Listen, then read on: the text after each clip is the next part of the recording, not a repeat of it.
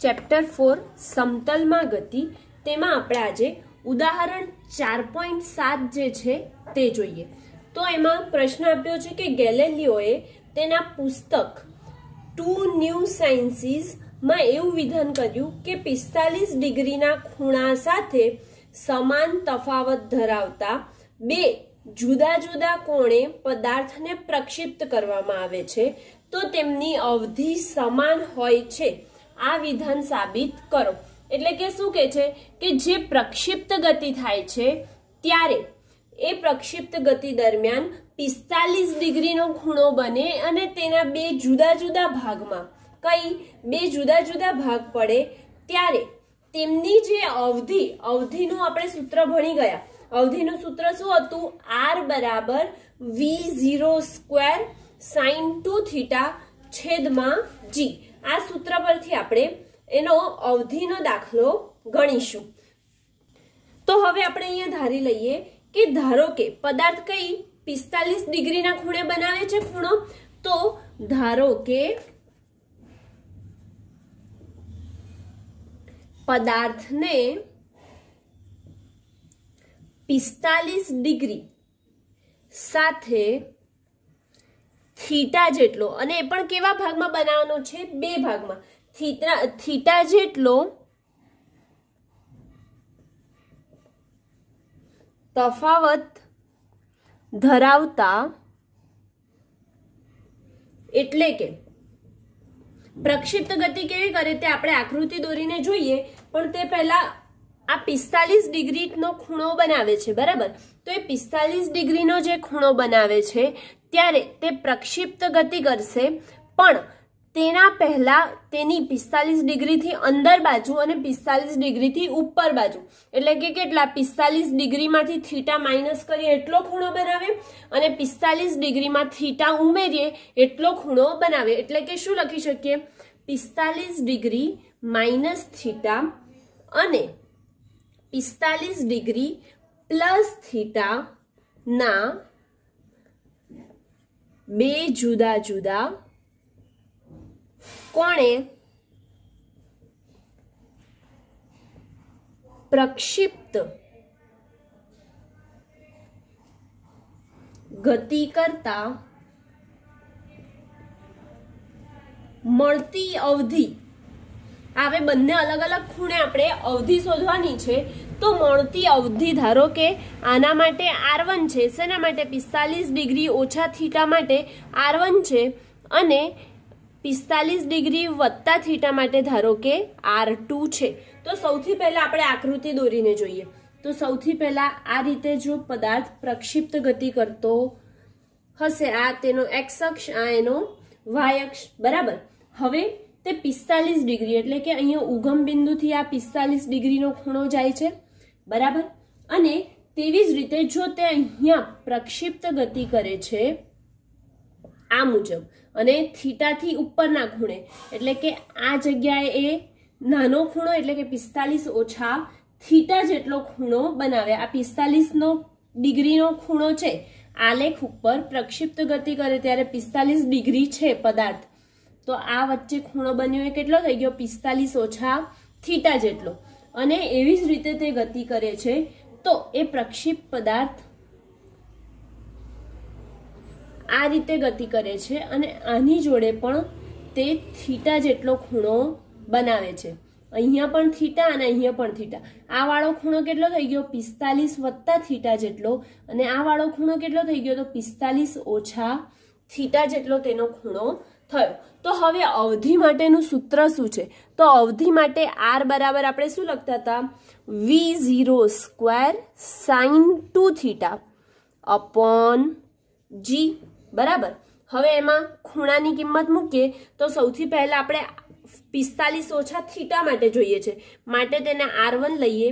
તો r1 બરાબર v0² sin 2, થીટાની કિંમત કેટલી મૂકીશું? 45 ઓછા થીટા છેદમાં g, બરાબર?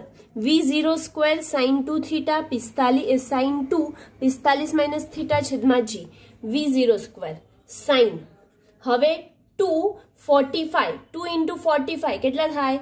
90 -2 ઇન્ટુ થીટા કેટલા થાય 2 થીટા અપોન g માટે v0² sin 90 મેં તમને ઓલ STC એનો નિયમ કીધો તો ઓલ ST અને C જ્યારે sin 90 -2 થીટા એટલે કે જે sin 90 આવી રીતે હશે તો -2 થીટા એટલે કે કયું ચરણ આવે માઇનસ એટલે આ વાળું ચરણ આવે એટલે માઇનસ છે માટે આપણે અહીંયા શું લખી શકીએ કે તેનું સાઇન પ્લસમાં લખી શકીએ માટે કેટલું આવશે sin 90 અને ત્રિકોણમિતિમાં ભણી ગયા જો sin 90 ઓછા થીટા હોય તો કેટલું થાય આવું આપણે 10માં ત્રિકોણમિતિ જે હતું તેમાં ભણી ગયા sin 90 માઇનસ થીટા બરાબર cos થીટા આવું ભણી ગયા તો એના ઉપરથી જ sin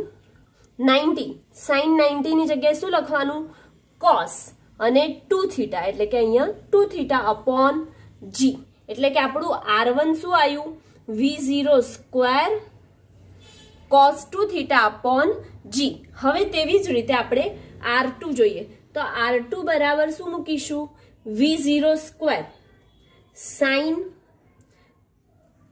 2 ઇન્ટુ થીટા શું લઈશું 40 degree plus theta 40 plus theta છેદમાં g એમના એમ v0² sin 90 plus 2 theta upon g હવે v0² sin 90 plus 2 theta upon g sin 90 એટલે કેટલું કરવાનું હોય cos તો sin 90 એટલે cos કરીએ તો શું થશે r2 બરાબર v0² sin 90 એટલે cos અને થીટા જે છે થીટા શું છે 2 થીટા માટે 2 થીટા અપોન g એટલે કે r1 અને r2 કેટલા આયા r1 v0² cos 2 theta upon g આવ્યું જ્યારે r2 v0² cos 2 theta upon g આવ્યું એટલે કે બંનેની વેલ્યુ જે આવી ક્યારે જ્યારે પ્રક્ષિપ્ત કરતો પદાર્થ તેમના 45 ડિગ્રીના ખૂણે હોય અને તેમાં તફાવત 45 ઓછા થીટા અને 45 વત્તા થીટા જેટલો ખૂણો કોણ બનાવે બે જુદા જુદા ત્યારે તેમની અવધિ બંને સમાન આવે છે તેવું સાબિત કરવાનું હતું જે અહીંયા સાબિત થાય છે એક્ઝામ્પલ 8 એમાં એક પર્વતારોહક જમીનથી 490 મીટર ઊંચે પર્વતની ધાર પર ઊભો છે અને તે એક પથ્થરને સમક્ષિતિજ દિશામાં 15 મીટર પર સેકન્ડના પ્રારંભિક વેગથી ફેંકે છે હવાના અવરોધને અવગણવામાં આવે તો પથ્થર કેટલા સમયમાં જમીન પર પડશે તે શોધો તથા જમીન પર અથડાતી વખતે તેનો વેગ શોધો એટલે કે આપણે જે સમય છે પથ્થર હવાને અવરોધ અવગણીએ તો તેને જમીન પર અથડાતા કેટલો સમય લાગશે તે શોધવાનું છે અને તે વખતે તેના વેગનું મૂલ્ય પથ્થરના વેગ શોધવાનો છે તો સૌથી પહેલા જે પર્વતારોહક છે ક્યાં ઊભો છે પર્વતની ટોચ પર તો પર્વતની ટોચ પર ઊભો છે બરાબર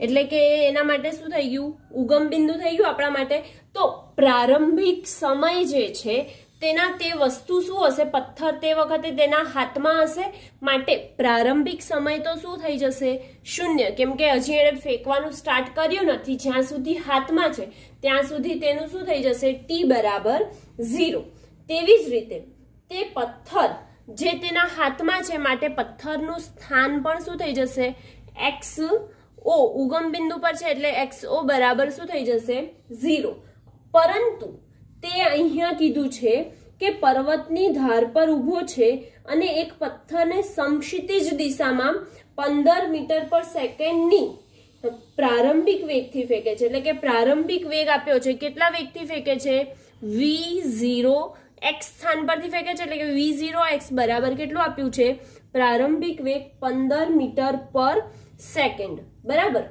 હવે આ v0x છે એટલે કે x નું સ્થાન છે માટે v0x બરાબર આપણે vx પણ લખી શકીએ હવે બીજું શું કીધું કે પર્વતારોહક જે છે તે કેટલી ઊંચાઈથી ફેંકે છે? તો 490 મીટર ઊંચેથી ફેંકે છે. માટે અને કઈ દિશામાં આવશે? વાય દિશામાં, એટલે કે જે પર્વતની ઉપર તે ઊભો છે, બરાબર. તો પથ્થર અહીંયાથી ફેંકશે એટલે કઈ દિશામાં પડશે? પેલું 490 મીટર એટલે કે અધો દિશામાં પડશે. એટલે કે વાય અક્ષની દિશા થઈ ને, ઊભી દિશા એટલે કઈ દિશા થઈ? વાય અક્ષની દિશા થઈ. માટે જે પથ્થર ફેંકશે ટી સમયમાં પહોંચશે ત્યારે કેટલું થઈ જશે? 490 મીટર, બરાબર. આ 490 મીટર થશે, પરંતુ આની આગળ માઇનસની નિશાની આવશે. કેમ? કેમ કે જ્યારે અથડાય, નીચે અથડાય ત્યારે માઇનસમાં જશે નીચે. માટે એનામાં આગળ શેની નિશાની આવે છે? એ વખતે એની નિશાની માઇનસની આવે છે. હવે સૌથી પહેલા આપણે આના માટે કે ઉપરથી નીચે લાગે તો ગુરુત્વ પ્રવેગ લાગે, અને તેના માટે આપણે સૂત્ર જોઈ લીધું છે. અચળ પ્રવેગી ગતિના સમીકરણ જે જોયા હતા તેમાં શું થાય? વાય ઓફ ટી બરાબર v0 plus v0y of T plus into T plus 1/2 ay T square. આવું થાય, બરાબર. તો yt કેટલો છે? y ઓફ ટી સમયમાં જ્યારે નીચે પડે ત્યારે ઓછા 490 છે.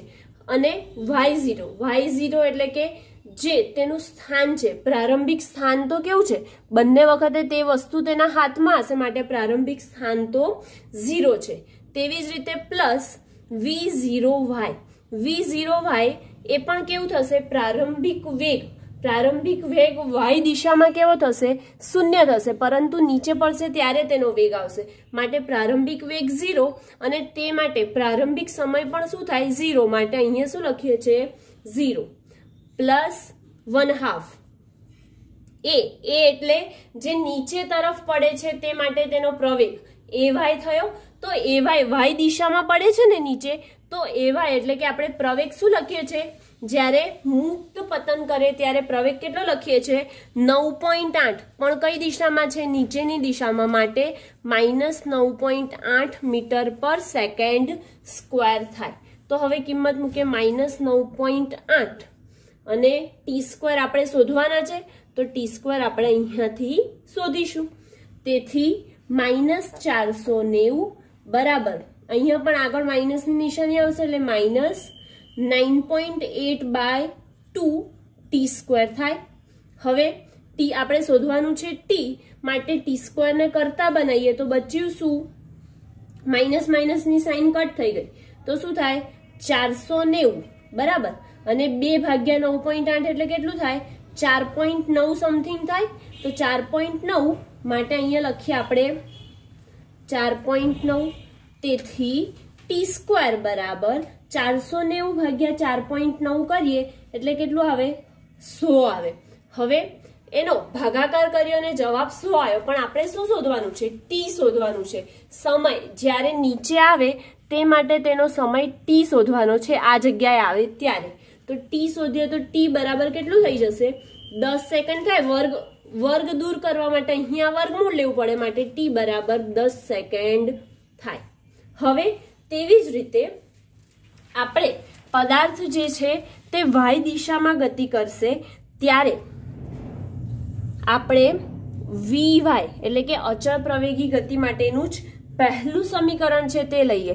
તો વીવાય બરાબર v0y પ્લસ એટી, આ સૂત્ર હતું, બરાબર. તો વીવાય શોધીશું આપણે. v0y પ્રારંભિક વેગ, આ જગ્યાએ પ્રારંભિક વેગ કેવો છે? 0 છે, વત્તા એટી સ્ક્વેર. એ એટલે કયો? આ વાળો વાય દિશામાંનો છે ને, માટે 9.8 અને ગુણ્યા ટી કેટલા આયા આપણા? 10 આયા, માટે 10 મૂક્યા. તેથી વીવાય બરાબર -9.8/10, બરાબર. તો -9.8/10 કર્યો એટલે કેટલો આવે વેગ? -98 મીટર પર સેકન્ડ આવે. એટલે કે આપણો વીવાય આવી ગયો -98 મીટર પર સેકન્ડ. અને આપણને એક્સ દિશામાંનો તો આપ્યો છે. હવે તેમનો પથ્થરનો વેગ જે ટોટલ વેગ થાય છે તે શોધવાનો છે. તો પથ્થરનો વેગ બરાબર આપણે શું લઈશું? આપણે શીખી ગયા વી બરાબર પરિણામી લેવો તો વર્ગમૂળમાં લઈએ, vx² एक्स दिशामांनो घटक वाय दिशामांनो घटक vy²। तो एक्स दिशामां शुं छे 15 मीटर पर सेकंड एटले के 15 નો વર્ગ વત્તા વીવાય એટલે ઓછા 98 નો વર્ગ। હવે આમનો વર્ગ કરીએ એટલે આપણને મળે 15 નો વર્ગ, 15 નો વર્ગ થાય 225 વત્તા 98 નો વર્ગ, 98 નો વર્ગ કરીએ તો કેટલો થાય છે 9604 એટલે કે 9604 થાય છે। હવે આનો સરવાળો કરીએ તો 9829 આવે અને એનું વર્ગમૂળ કાઢીશું એટલે બરાબર આવે છે 99.14 મીટર પર સેકન્ડ। આ વેગ આવ્યો કોનો પથ્થરનો। પથ્થર જ્યારે નીચે પડે તે વખતે તેનામાં લાગતો વેગ જે છે તે કેટલો આવ્યો 99.14 મીટર પર સેકન્ડ અને તે માટે લાગતો સમય ઉપરથી નીચે આવતા તેને લાગતો સમય કેટલો થયો 10 સેકન્ડ થાય છે। ઉદાહરણ 4.9 છે તે જોઈએ। સમક્ષિતિજ સાથે 30 ડિગ્રીના ખૂણે એક ક્રિકેટ બોલને 28 મીટર પર સેકન્ડના વેગથી ફેંકવામાં આવે છે તો બોલ માટે મહત્તમ ઊંચાઈ, તે જ સ્તરે પાછા આવવા માટે બોલે લીધેલ સમય અને ફેંકવામાં આવેલ બિંદુથી બોલ તે જ ઊંચાઈના જે બિંદુ પડે છે તે બિંદુ વચ્ચેના અંતરની ગણતરી કરો। તો સૌથી પહેલા આપણને અહીંયા સમક્ષિતિજ સાથે કેટલો ખૂણો બનાવે છે તો તે સમક્ષિતિજ સાથે θ0 બરાબર 30 ડિગ્રીનો ખૂણો બનાવે છે બરાબર। હવે એ બોલને કેટલા વેગથી ફેંકવામાં આવે છે તો તેનો વેગ v0 બરાબર છે 28 મીટર પર સેકન્ડ। તો વેગથી ફેંકવામાં આવે તો બોલની મહત્તમ ઊંચાઈ આ કેવી ગતિ થાય છે ક્રિકેટ, કોઈ ક્રિકેટર અહીંયા હશે ત્યાંથી તે બોલને ફેંકે તો બોલ આમ ઊંચે જવાનો છે બરાબર। ઊંચે જવાનો એટલે આ ગતિ કેવી થઈ ગઈ પ્રક્ષિપ્ત ગતિ થઈ ગઈ। પ્રક્ષિપ્ત ગતિ માટે આપણે મહત્તમ ઊંચાઈ જે છે તે શોધવાની છે, એમાં આપ્યું છે। પછી બી પાર્ટમાં શું શોધવાનું કે છે કે બીમાં તે જ સ્તરે પાછા આવવા માટે બોલે લીધેલ સમય, તે જ સ્તરે એટલે કે તે પાછો જ્યાં આવે તેના માટે લીધેલ સમય કેટલો છે તો ફ્લાઇંગ ટાઈમ TF શોધવાનું છે। અને ત્યારબાદ સી શું કીધું કે ફેંકવામાં આવેલ બિંદુથી એટલે કે અહીંયા આ બિંદુથી તે ઊંચાઈના જે બિંદુ પડે છે તે બિંદુના અંતર એટલે કે આ ઊંચાઈથી જઈને પછી તે જે બિંદુએ પડે છે તે બે વચ્ચેનું અંતર શોધવાનું। એ બે વચ્ચેના અંતરને આપણે શું કહીએ છીએ અવધિ કહીએ છીએ ને, તો અવધિ r બરાબર પણ શોધવાની છે। આપણે આ બધા સૂત્ર પ્રક્ષિપ્ત ગતિ જ્યારે ભણ્યા એમાં જોઈ લીધું। તો સૌથી પહેલા એ શોધીએ શું છે મહત્તમ ઊંચાઈ h બરાબર સૂત્ર શું થાય સૂત્ર v0² sin square θ0 upon 2g બરાબર। કિંમત મૂકો θ0 અને v0 અને g ની શું થાય v0 શું છે આપણી પાસે 28 નો વર્ગ ગુણ્યા sin સ્ક્વેર કેટલો ખૂણો છે 30 નો એટલે કે sin સ્ક્વેર 30 મૂકીશું। ત્યારબાદ બીજું શું આપ્યું આપણને એટલે કે sin 30 આખાનો શું થઈ ગયો વર્ગ sin સ્ક્વેર 30 એટલે કીધું તો અને છેદમાં 2 ગુણ્યા g કેટલા લઈએ છીએ આપણે 9.8 માટે 9.8। હવે આમાં કિંમત મૂકીએ તો 28² કેટલા થાય 784 ગુણ્યા sin 30 ની કિંમત શું થાય 1/2 થાય પણ આપણે તેનો વર્ગ કરવાનો છે તો શું થાય 1/4 ગુણ્યા 2 ગુણ્યા 9.8। હવે આનો ભાગાકાર કરીએ તો ભાગાકાર આવે છે 10 મીટર એટલે કે h બરાબર શું આવી ગયું આપણું 10 મીટર। તે જ મુજબ બી શોધવાનો છે। બી એટલે કે ફ્લાઇંગ ટાઈમ ઉડ્ડયન સમય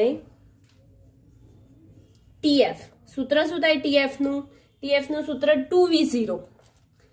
2v0 sin θ0 upon g કિંમત મૂકો 2v0 sin θ0 upon g ની તો 2 ઇન્ટુ V0 એટલે કે 28 ગુણ્યા સાઇન થીટા 0 સાઇન 30 ની કિંમત કેટલી થાય 1/2 ગુણ્યા 9.8. હવે TF બરાબર શું આવે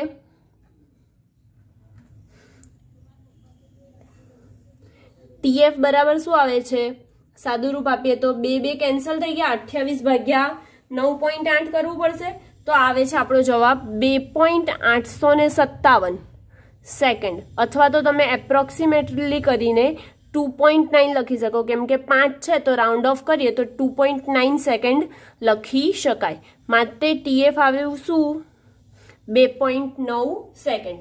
હવે C માં શું પૂછ્યું આપણને અવધિ R બરાબર એનું તો સૂત્ર હમણાં જ જોઈ લીધું આપણે શું આવે V0 square sign 2 theta 0 upon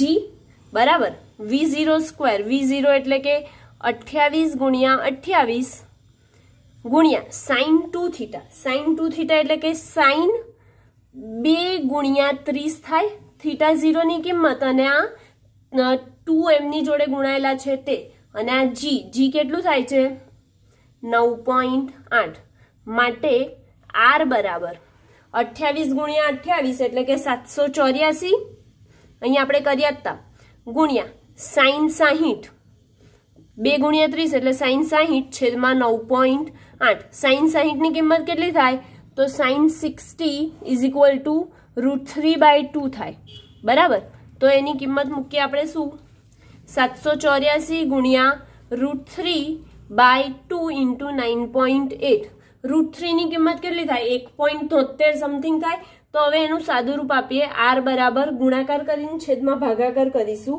તો જવાબ આવે 69.28 મીટર. આ શું આવ્યું જે બોલ હવામાં ઉડીને પાછો તે નીચે જમીન પર પડે ત્યાં સુધીનું અંતર R આવ્યું એટલે કે અવધિ મહત્તમ ઊંચાઈ અને ઉડ્ડયન સમય આપણે આ સૂત્રની મદદથી જ ડાયરેક્ટ શોધી શકીએ છીએ. ઉદાહરણ નંબર 10 જોઈએ.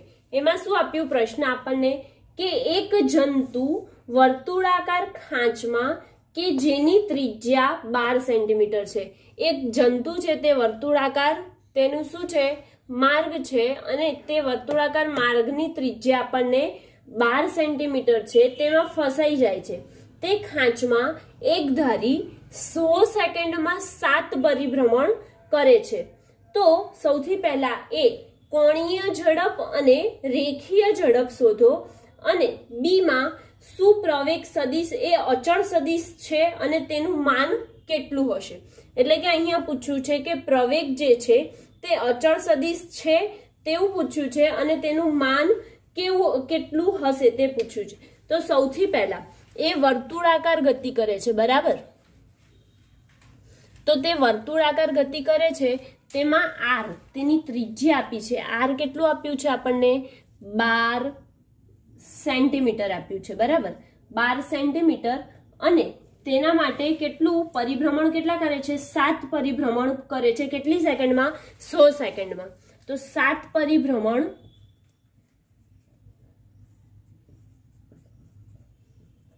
100 સેકન્ડમાં કરે તો એક પરિભ્રમણ કેટલામાં થાય આપણે આ શોધવાનું છે. તેથી T શોધીએ તો T બરાબર 100/7 થાય તેટલું તેનું પરિભ્રમણ થાય એટલે કે 100/7 સેકન્ડ કરીએ તેટલા તેના પરિભ્રમણ આવે. હવે આપણે એના માટે શું શોધવાનું છે કોણીય વેગ. કોણીય વેગ એને શેનાથી દર્શાવે કોણીય વેગને ઓમેગાથી ઓમેગા શોધવાનું છે. અને રેખીય વેગ એટલે એને ડાયરેક્ટ V થી દર્શાવે તો રેખીય વેગ પણ શોધવાનો છે. આ એ પાર્ટમાં આટલું કરવાનું છે. અને બી પાર્ટમાં શું કીધું તો બી પાર્ટમાં શું પ્રવેગ સદિશ એ અચળ સદિશ છે એટલે કે પ્રવેગ અચળ સદિશ છે કે નહીં સદિશ છે કે નહીં તે શોધવાનું છે બરાબર. અને બીજું શું શોધવાનું છે પ્રવેગનું માન એટલે કે પ્રવેગ એ બરાબર કેટલું તે શોધવાનું છે. તો સૌથી પહેલા આપણે એ ભાગ જોઈએ. તો એ ભાગમાં કોણીય વેગનું સૂત્ર આપણે ડાયરેક્ટ જ જાણીએ છીએ. એ બરાબર શું થાય ઓમેગા બરાબર 2 છેદમાં ટી થાય, બરાબર. 2 છેદમાં ટી થાય તો 2 ઇન્ટુ પાઈ એટલે કેટલા થયા 22 સપ્તમાંશ લઈએ તો 22 સપ્તમાંશ ગુણ્યા લાગતો સમય ટી, ટી એટલે 100 છેદમાં 7, 100 છેદમાં 7 કરીશું પણ છેદનો છેદ ક્યાં જાય અંશમાં, માટે ડાયરેક્ટ 7 ઉપર લખું છું. હવે 7 7 કેન્સલ, તેથી ઓમેગા એટલે કે કોણીય વેગ ઓમેગા બરાબર કેટલું આવે છે કે 0.44, નીચે 100 છે 22 દુ 44 એટલે કે 44 ભાગ્યા 100 એટલે 0.44 રેડિયન પર સેકન્ડ આવ્યું. આ શું આવ્યું આપણું કોણીય વેગ. હવે એવી જ રીતે આપણે શું શોધવાનું છે રેખીય વેગ, બરાબર. તો રેખીય વેગ v બરાબર સૂત્ર શું થાય તેની ત્રિજ્યા ગુણ્યા કોણીય વેગ, તો r ઓમેગા થાય. r કેટલું છે 12 સેન્ટીમીટર ગુણ્યા ઓમેગા, ઓમેગા કેટલું છે 0.44. તો હવે એનો ગુણાકાર કરીએ એટલે 5.28 સેન્ટીમીટર પર સેકન્ડ આવે, કેમ કે અહીંયા ત્રિજ્યા સેન્ટીમીટરમાં લીધી માટે અહીંયા સેન્ટીમીટર પર સેકન્ડ આવ્યું. આ આપણે એ પાર્ટ અહીંયા કમ્પ્લીટ થયો. બી પાર્ટમાં એવું પૂછ્યું કે તે પ્રવેગ જે છે તે અચળ સદિશ છે કે નહીં. તો વેગની દિશા, હવે વર્તુળાકાર માર્ગે ગતિ કરે છે તો આ વર્તુળાકાર માર્ગે ગતિ કરે ત્યારે તેની પ્રવેગની દિશા અહીંયા વેગની દિશા સતત બદલાતી રહે. જ્યારે આમ ગતિ કરતો હશે ત્યારે તેના સ્પર્શકની દિશામાં વેગ હશે, આ બાજુ ગતિ કરતો હશે ત્યારે તેના સ્પર્શકની દિશામાં આ બાજુ વેગ હશે, આ બાજુ કરતો હશે ત્યારે આ બાજુ હશે. એટલે કે દરેક વખતે વર્તુળાકાર માર્ગ પર ગતિ કરે છે ત્યારે કોની દિશા બદલાય છે વેગની દિશા સતત બદલાતી રહે છે. અને પ્રવેગ જે છે તે વર્તુળનું પથ એટલે કે વર્તુળનો જે પરિઘ છે તેના કેન્દ્ર પર હશે. તો હવે આ એના કેન્દ્ર પર હશે તો માટે વેગ સતત બદલાતો હોવાથી પ્રવેગ તે અચળ સદિશ રહેતો નથી. કેમ કે તેની દિશા કેવી છે સતત બદલાય છે. વેગની દિશા બદલાય એટલે કે તે પોતાની દિશા બદલે એટલે કે પ્રવેગ અચળ સદિશ નથી. અચળ સદિશ નથી કેમ કે વેગ આપણે જાણીએ છીએ કે વેગ પર જ આધાર રાખે છે કોણ પ્રવેગ. અને બીજું શું પૂછ્યું કે પ્રવેગનું માન. તો પ્રવેગ શોધવા માટે આપણે નિયમિત વર્તુળાકાર ગતિમાં પ્રવેગ શોધવા માટેનું સૂત્ર ભણી ગયા. શું થાય એ બરાબર r ઓમેગા સ્ક્વેર. r કેટલો છે 12 ગુણ્યા ઓમેગા, ઓમેગા અહીં શોધીએ આપણે કેટલા આયા 0.44, 0.44 નો વર્ગ બરાબર 12 ગુણ્યા 0.44 ગુણ્યા 0.44. તેથી એ કેટલા આવે છે 12 ગુણ્યા 0.44 ગુણ્યા 0.44 કરીએ તો 2.3 સેન્ટીમીટર પર સેકન્ડ સ્ક્વેર આવે છે. એટલે કે અહીંયા આ પ્રવેગનું મૂલ્ય આપણને કેટલું મળ્યું 2.3 સેન્ટીમીટર પર સેકન્ડ સ્ક્વેર મળે છે. અને આમાં અચળ સદિશ કેમ નથી તો તેની દિશા દરેક વખતે શું થાય છે વેગની દિશા સતત બદલાતી રહે છે માટે તે પ્રવેગ વર્તુળના કેન્દ્ર તરફ હશે. તો હવે વર્તુળના કેન્દ્ર તરફ હશે પ્રવેગ એટલે કે દરેક વખતે આ દિશા જેમ વેગ બદલાતો જશે તેમ પ્રવેગ પણ શું થશે દિશા બદલાતી જશે માટે તે પ્રવેગ અચળ સદિશ નથી. ચેપ્ટર 4 સમતલમાં ગતિ છે તેમાં સ્વાધ્યાયમાં ક્વેશ્ચન 1 એમાં શું આપ્યું કે નીચે આપેલી ભૌતિક રાશિમાંથી દર્શાવો કે કઈ સદિશ રાશિ છે અને કઈ અદિશ રાશિ છે. તો આપણે પહેલો પ્રશ્ન જોઈએ કે કઈ સદિશ રાશિ છે. તો પહેલા અહીંયા આપણે સદિશ એવું લખી કાઢીએ બરાબર. ને જે બાકી બચી એ બધી કઈ રાશિ હશે અદિશ રાશિ હશે બરાબર.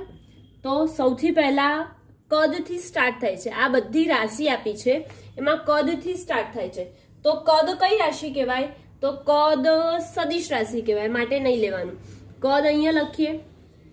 દ્રવ્યમાન તો દ્રવ્યમાન કેવી કહેવાય દ્રવ્યમાન એટલે કે વજન. વજન શેમાં આવે અદિશમાં, એની કોઈ દિશા ન હોય માટે દ્રવ્યમાન.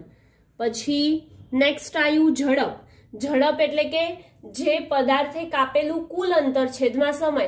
તો પદાર્થે કાપેલું કુલ અંતર જે છે તે દિશા દર્શાવતું નથી માટે એ કઈ રાશિ કહેવાશે ઝડપ પણ અદિશ રાશિ કહેવાશે. નેક્સ્ટ પ્રવેગ. પ્રવેગ એટલે શું થાય? વેગના છેદમાં સમય. તો વેગ એ કેવી રાશિ છે? વેગ જે છે સદિશ રાશિ છે, માટે પ્રવેગ પણ કેવી રાશિ થશે? સદિશ રાશિ થશે. હવે ઘનતા એટલે શું થાય? તો ઘનતા એટલે જે દળ છે તે ભાગ્યા કદ, દળ ભાગ્યા કદ એટલે ઘનતા થાય. તો દળ પણ કેવી રાશિ છે? અદિશ રાશિ છે. અને કદ કેવી રાશિ છે? તો કદ પણ અદિશ રાશિ છે, માટે ઘનતા કેવી રાશિ થશે? અદિશ રાશિ થશે. હવે નેક્સ્ટ મોલ સંખ્યા. મોલની સંખ્યા એ જે હોય એ પણ કેવી રાશિ હોય? અદિશ રાશિ જ હોય, માટે મોલ સંખ્યા અહીંયા આવશે. વેગ આપણે જોઈ લીધું, વેગને દિશા હોય એટલે કે પદાર્થે કરેલું સ્થાનાંતરને દિશા હોય, માટે વેગ પણ કેવી રાશિ? સદિશ રાશિ છે. હવે બચ્યું કોણીય આવૃત્તિ. કોણીય આવૃત્તિ એટલે કે તે એ વખતનો જે કોણ બનાવે એના માટે જે આવૃત્તિ હશે તે, એટલે કે એક સમય જ થયો. તો કોણીય આવૃત્તિ પણ કેવી થશે? અદિશ. કોણીય આવૃત્તિ અદિશ રાશિ છે. હવે નેક્સ્ટ સ્થાનાંતર જે છે એ દિશા દર્શાવે છે, માટે સ્થાનાંતર કેવી રાશિ છે? સદિશ રાશિ છે. અને છેલ્લે બચ્યું કોણીય વેગ. વેગ કેવી રાશિ? સદિશ, માટે કોણીય વેગ પણ કેવી રાશિ? સદિશ રાશિ છે. ઓકે, એટલે કે અહીંયા આપણો પહેલો ક્વેશ્ચન અહીંયા કમ્પ્લીટ થયો. નેક્સ્ટ સેકન્ડ ક્વેશ્ચનમાં પૂછ્યું કે નીચે આપેલી યાદીમાંથી બે અદિશ રાશિઓ ઓળખો. અદિશ રાશિ આપણે જોવાની છે, જે બચે બાકી બધી એ કઈ રાશિ? સદિશ. તો આપણે અદિશ રાશિ 2 લખીએ. અદિશ રાશિ જોઈએ. બળ એટલે કે પ્રવેગ ગુણ્યા દળ. પ્રવેગ કેવી રાશિ? સદિશ રાશિ, માટે બળ પણ કેવી રાશિ? સદિશ છે. કોણીય વેગમાન એટલે કે દળ ગુણ્યા વેગ. તો વેગ કેવી રાશિ? સદિશ રાશિ, માટે કોણીય વેગમાન પણ સદિશ રાશિ. કાર્ય એટલે શું થાય? તો કાર્ય એટલે તેમાં જે ઉર્જા છે તે થાય, એટલે કે કાર્ય કેવી રાશિ છે? અદિશ રાશિ. તેવી જ રીતે રેખીય વેગમાન સદિશ રાશિ, તો રેખીય વેગમાન પણ કેવી રાશિ હશે? સદિશ રાશિ. હવે વિદ્યુત પ્રવાહ અદિશ રાશિ છે, માટે અહીં વિદ્યુત પ્રવાહ આવે. બરાબર, આપણને 2 પૂછ્યા હતા, 2 આવી ગયા, એટલે કે બાકી જે બધી બચી એ કઈ રાશિ કહેવાશે? સદિશ રાશિ કહેવાય. એટલે કે ક્વેશ્ચન 2 જે છે એ પણ અહીંયા કમ્પ્લીટ થયો. ક્વેશ્ચન 3, નીચે આપેલ રાશિમાં કઈ રાશિ સદિશ રાશિ છે? હવે આપણે કઈ શોધવાની છે? સદિશ રાશિ. આપણને અહીંયા બધી રાશિ આપી છે, એમાંથી સદિશ રાશિ શોધીએ. તો સૌથી પહેલા તાપમાન કોઈ દિશા પર આધાર રાખતી નથી, એટલે કે એ કઈ રાશિ છે? અદિશ. દબાણ પણ અદિશ છે. આઘાત હવે આઘાત છે તો એ આપણને થાય કે આ શું આવ્યું નવું? તો આઘાત એટલે થાય કે વેગમાનમાં જે ફેરફાર થાય છે તેને શું કહેવાય? આઘાત કહેવાય. શું કહેવાય? આઘાત બરાબર વેગમાનમાં ફેરફાર. એટલે કે એનું સૂત્ર શું આવે આઘાતનું? તો આઘાત બરાબર થાય બળ ગુણ્યા સમય. બરાબર, બળ સદિશ રાશિ છે, માટે આઘાત પણ કેવી રાશિ છે? સદિશ રાશિ છે. બરાબર, આ બાકી સમય પણ કોઈ દિશા પર આધાર રાખતું નથી, માટે એ કેવી રાશિ છે? અદિશ રાશિ. ઉર્જા પણ અદિશ રાશિ. પાવર પણ અદિશ. કુલ પથ લંબાઈ, પદાર્થે કાપેલા કુલ અંતરને કુલ પથ લંબાઈ કહેવાય, તો એ પણ અદિશ છે. ગુરુત્વ સ્થિતિમાન એટલે કે જે ગુરુત્વાકર્ષણના લીધે જે સ્થિતિમાન લાગે એ કયું? ગુરુત્વ સ્થિતિમાન પણ અદિશ છે. ઘર્ષણાંક એટલે કોઈ વસ્તુને લઈ જઈએ આપણે અને જે ઘર્ષણાંક એ અચળાંક લાગે એ ઘર્ષણાંક એ પણ અદિશ. અને વિદ્યુતભાર પણ અદિશ રાશિ છે. આ બધી અદિશ રાશિ છે, માત્ર આઘાત એ છે જે સદિશ રાશિ છે. ક્વેશ્ચન 4 આપણને અહીંયા કીધું છે કે કારણ સહિત જણાવો કે અદિશ તથા સદિશ રાશિઓ સાથે નીચે દર્શાવેલ કઈ પ્રક્રિયા અર્થપૂર્ણ છે. તો આપણને તેવી ABCDEF એટલે કે એવી ટોટલ 6 પ્રક્રિયાઓ દર્શાવી છે. એમાં કઈ પ્રક્રિયા અર્થપૂર્ણ છે અને કઈ પ્રક્રિયા અર્થપૂર્ણ નથી તે દર્શાવવાની છે. અને કેમ અર્થપૂર્ણ નથી એટલે કે તેનું કારણ આપવાનું છે, કેમ અર્થપૂર્ણ નથી. અને જો હોય અર્થપૂર્ણ તો કેમ અર્થપૂર્ણ છે તેનું પણ કારણ આપવાનું છે। તો સૌથી પહેલા આપણને અહીંયા કીધું છે કે બે અદિશોના સરવાળા। શું? બે અદિશો જે છે, કોઈ પણ અદિશો લઈએ તો બે અદિશોના સરવાળા। તો આ જે કે છે કે બે અદિશોના સરવાળા તે જે કહેવું અર્થપૂર્ણ નથી, તો આપણે લખીએ ના, અર્થપૂર્ણ નથી। કેમ નથી? કારણ કે આપણે કોઈ પણ અદિશ લઈએ તો તેમના પરિમાણ સરખાશે, એટલે કે જો દળ લઈએ તો દળનો સરવાળો દળ જોડે જ થશે। તો દળનો સરવાળો જો આપણે કાર્ય જોડે કરવા જઈએ તો એ સરવાળો શક્ય નથી। માટે આપણે અહીંયા લખી શકીએ કારણ કે તેમના પરિમાણ સમાન હોય તો જ તેમનો સરવાળો શક્ય છે। સમાન પરિમાણ ધરાવતા હોય તો જ સરવાળો શક્ય છે। બરાબર। હવે નેક્સ્ટ બી કીધું છે। બી માં આપણને એવું પૂછ્યું કે સમાન પરિમાણના એક સદિશ અને એક અદિશનો સરવાળો। શું? જે સમાન પરિમાણ હોય તો એના સદિશ અને અદિશનો સરવાળો શક્ય છે? એટલે કે એક સદિશ હોય અને એક અદિશ હોય તો એમનો સરવાળો શક્ય છે? ના, શક્ય નથી, કેમ કે અદિશ જે રાશિ છે એને સદિશમાં આપણે ઉમેરી શકતા નથી, માટે તે શક્ય નથી। તો બીજાનો જવાબ શું આવે? ના, શક્ય નથી। કેમ નથી? તો કારણ કે સદિશ રાશિમાં અદિશ રાશિ ઉમેરી શકતા નથી। ઓકે। હવે નેક્સ્ટ આપણને સી છે। સી માં શું કીધું કે એક સદિશનો એક અદિશ સાથે ગુણાકાર શક્ય છે, એટલે કે કોઈ એક સદિશ છે અને એક અદિશ છે તો તેમનો ગુણાકાર શક્ય છે? તો હા, શક્ય છે। એવું એક આપણે પરિમાણ જાણીએ છીએ। શું છે? વેગમાન। વેગમાનમાં એક કેવી રાશિ છે? એક સદિશ છે અને એક અદિશ છે। હા, શક્ય છે। કેવી રીતે શક્ય છે? તો જ્યારે દળ જેવી સદિશ રાશિ, એનું ઉદાહરણ લઈ લઈએ, જેવી રીતે કે વેગમાન। તો વેગમાન બરાબર શું થાય? દળ ગુણ્યા વેગ, એટલે કે દળ કેવી રાશિ છે? દળ અદિશ રાશિ છે, જ્યારે વેગ કેવી રાશિ છે? સદિશ રાશિ છે। એટલે આ બંનેનો ગુણાકાર શક્ય છે, માટે હા, શક્ય છે। બરાબર। હવે નેક્સ્ટ ડી આપણને શું કીધું જોઈએ? તો ડી આપણને અહીંયા કીધું છે કે બે અદિશોનો ગુણાકાર। બે અદિશોનો ગુણાકાર શક્ય છે? હા, શક્ય છે। કોઈ પણ બે અદિશ લઈ લઈએ તેમનો ગુણાકાર શક્ય છે। જેવી રીતે આપણે ઉદાહરણ લઈએ કે કાર્ય બરાબર શું થાય? પાવર ગુણ્યા સમય। આ બંને કેવી રાશિ છે? અદિશ રાશિ છે, અને અદિશોના ગુણાકાર આ રીતે શક્ય છે। હવે નેક્સ્ટ ઈ જોઈએ। ઈ માં શું કીધું આપણને કે બે સદિશોનો સરવાળો। કોઈ પણ બે સદિશ છે તેમનો સરવાળો શક્ય છે? ના, શક્ય નથી। જેવી રીતે અદિશમાં હતું તેવી રીતે જ સદિશમાં શક્ય નથી। બંનેના પરિમાણ સમાન હોય તો તેમનો સરવાળો શક્ય છે।